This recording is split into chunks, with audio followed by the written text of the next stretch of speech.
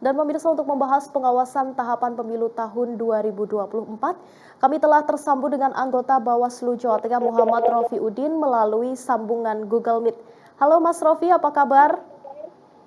Baik sekali, Mbak. Ya, terima kasih sudah bergabung bersama kami di Metro News. Mas Rofi, Juni kemarin tahapan pemilu serentak 2024 ini sudah dimulai. Apakah yang menjadi catatan penting di Jawa Tengah kalau kita melihat dari pemilu serentak tahun 2020 yang lalu? Ya, selamat siang Mbak Putri dan para pemirsa.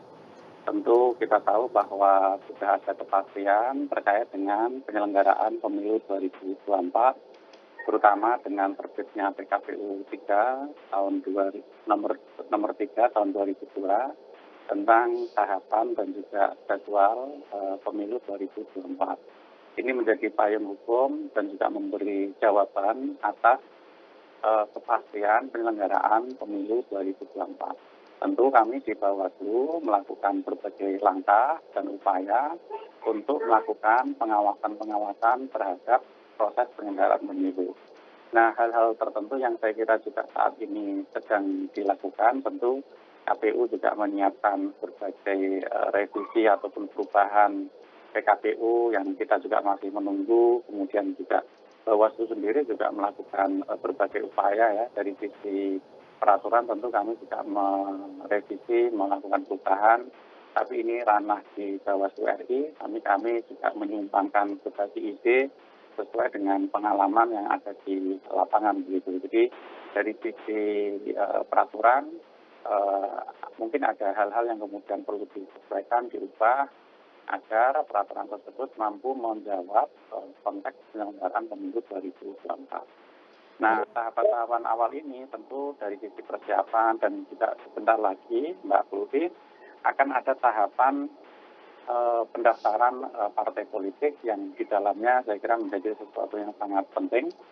Jadi parpol hari ini kan sudah ada, tapi untuk mereka itu bisa mengikuti pemilu, maka mereka harus menjadi peserta pemilu.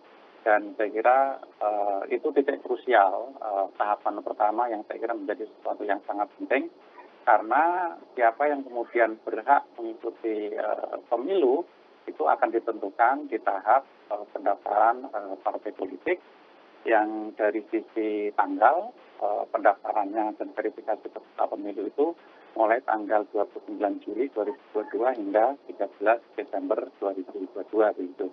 Nah, ini yang saya kira juga perlu pengawasan yang ekstra ketat karena akan terkait soal hak konstitusional warga, baik itu terutama menjadi peserta pemilu gitu. Oke, baik. Tadi Mas Rofi menyebutkan bahwa pada bulan November nanti ya akan ada pendaftaran partai politik peserta pemilu. Nah, Ketua Bawaslu Rahmat Bagja sendiri menyebutkan September nanti akan ada pendaftaran parpol peserta pemilu, kemudian November kemungkinan akan ada sengketa. Nah, bagaimana untuk mengatasinya di Jawa Tengah sendiri? Apalagi Mas Rofi kalau kita lihat di Jawa Tengah akhir-akhir ini semakin banyak masyarakat yang mendeklarasikan pilihannya masing-masing. Ya, terkait dengan pendaftaran dan verifikasi peserta pemilu itu tanggalnya pada 29 Juli 2022 hingga 13 Desember 2022. Nah, untuk penetapan peserta pemilu itu sesuai dengan PKPU 3 2022 tanggal 14 Desember 2022. Nah, biasanya kalau kemudian KPU sudah menetapkan peserta pemilu, mungkin saja ya, ada pihak-pihak tertentu yang dia sebagai partai politik sudah mendaftar, tapi oleh KPU itu tidak diputuskan atau diberi SK sebagai peserta pemilu. Ini yang kemudian ada potensi yang disebut sebagai sengketa. Nah, di ranah inilah kemudian Bawaslu memiliki kewenangan untuk melakukan penyelesaian sengketa antara calon peserta pemilu dengan penyelenggara pemilu, dalamnya adalah KPU. Nah, dari sisi kesiapan, Mbak Putri, bahwa di Bawaslu Jawa Tengah sudah melakukan berbagai persiapan. Pertama dari sisi SIPS, ya ada aplikasi khusus untuk proses-proses penyelesaian sengketa. Pada saat yang sama, Bawaslu kan juga bisa menjadi majelis yang kemudian akan melakukan penanganan penyelesaian sengketa.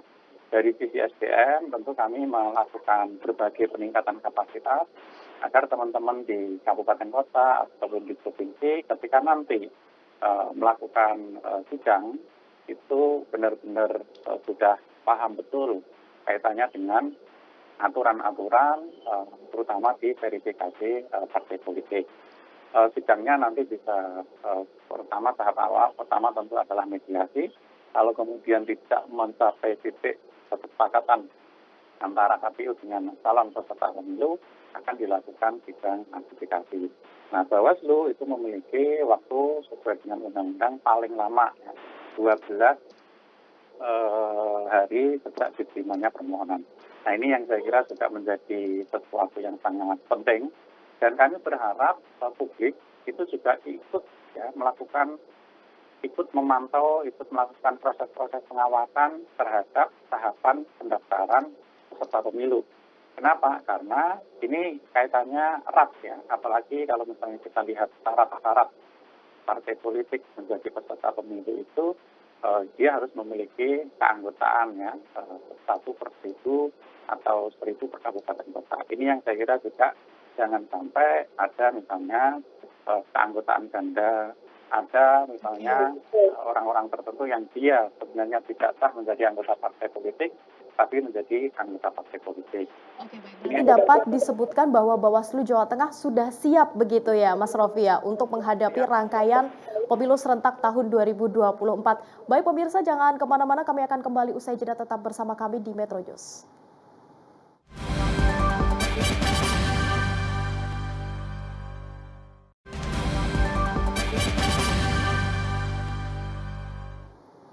Pemirsa Metro News masih bersama saya Rina Pulpi dan masih membahas mengenai pengawasan pemilu serentak tahun 2024. Masih bergabung bersama kami Muhammad Rofiuddin, anggota Bawaslu Jawa Tengah. Mas Rofi, bulan-bulan ke depan ini adalah bulan pengawasan di luar tahapan kampanye seperti sosialisasi, kemudian pergerakan massa atau apapun itu. Kemudian bagaimana peran Bawaslu Jawa Tengah agar tidak kecolongan dalam mengawasi pergerakan orang-orang yang mungkin nanti akan melakukan money politik, kemudian politisasi sara, hoaks, dan lainnya. Karena tampaknya ini justru merupakan salah satu bulan-bulan krusial karena kalau kita lihat partai politik ini sudah mulai melakukan pendekatan-pendekatan. Iya, terima kasih Mbak Pulvi. Jadi sejak 14 Juni 2022 itu tahapan sudah dimulai sehingga sampai nanti di 2024 itu adalah masa tahapan pemilu. Maka dari sisi itu Bawaslu tentu memiliki berbagai kewenangan yang sesuai dengan undang-undang, tapi awal-awal ini memang masih dalam proses persiapan begitu. Nah nanti mungkin dari sisi pendaftaran peserta pemilu itu adalah tahapan krusial pertama yang saya kira juga perlu diawasi. Nah dari sisi itulah kemudian partai politik mungkin melakukan upaya-upaya agar dia bisa menjadi peserta pemilu. Dan kita tahu kan sebenarnya partai politik yang berbadan hukum itu dari sisi proses dia mendaftar sebagai peserta pemilu itu beda-beda.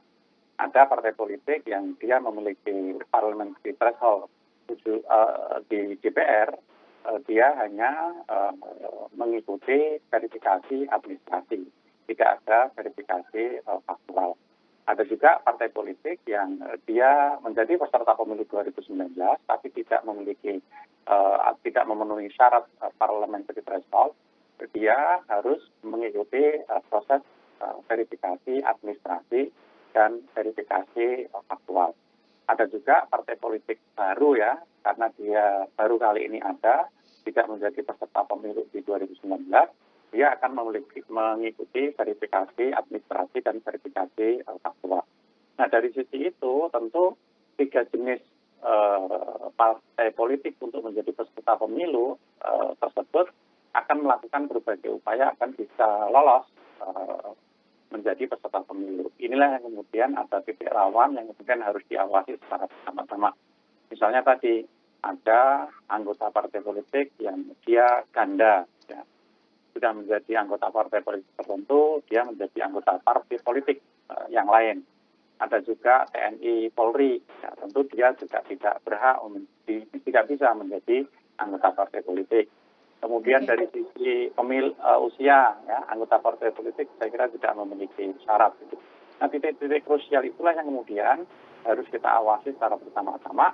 Jangan sampai ada partai politik yang dari sisi verifikasi administrasi, verifikasi faktual tidak memenuhi syarat sebagai peserta pemilu diloloskan oleh KPU. Ini yang saya kira juga Oke, ini yang perlu yang perlu kita highlight begitu ya Mas Rofi ya, mengenai titik rawan tersebut. Nah kemudian saat ini media sosial Mas Rofi ini kan banyak orang yang justru lebih banyak membuka media sosial atau media anti mainstream begitu dibandingkan media mainstream. Kemudian bagaimana pengawasan dari Bawaslu? tentu Bawaslu juga tidak akan melepas begitu saja terkait dengan peredaran konten di media sosial. Justru kan hari ini pemilu itu sangat erat kaitannya dengan konten yang itu tersebar di media sosial. Maka dari sisi itu kami juga melakukan pengawasan. Jadi hari ini Bawaslu itu tidak hanya mengawasi situasi di lapangan yang ada di masyarakat di tingkat bawah, tapi juga kami memiliki pemantauan, pengawasan, tim cyber yang kemudian juga memelototi akun-akun media sosial, baik itu milik partai politik, milik masyarakat, milik ASN, ya, milik semuanya yang saya kira juga sejauh kami bisa menjangkau tersebut, kami awasi. Nah, agar apa? Agar ketika nanti terjadi dugaan pelanggaran, kami langsung kemudian bisa melakukan proses-proses penanganan kaitannya dengan konten tersebut. Kalau misalnya ada hoax, ada kampanye hitam, atau ada politik cara, meskipun saat ini belum ada peserta pemilu, tapi kalau misalnya itu diduga ya, melanggar Undang-Undang ITE, saya kira kami selaku Bawaslu juga bisa berkoordinasi dengan pihak kepolisian untuk melakukan proses-proses penanganan kasus tersebut. Oke, ada tim cyber, kemudian juga tadi titik rawan yang harus diperhatikan. Mungkin yang terakhir Ya. secara singkat saja Mas Rofi, boleh mungkin sedikit diberikan himbauan atau mungkin pesan bagi pengawas pemilu yang ada di daerah-daerah. Ya, kami berpesan kepada jajaran kami, terutama saat ini yang sudah ada di kabupaten kota. Nanti di akhir tahun sebentar lagi akan ada rebutan ya di Panwaslu kecamatan dan seterusnya ke bawah. Kami berharap mendesak agar teman-teman pengawas seluruhnya bersifat profesional, independen, mandiri, berintegritas.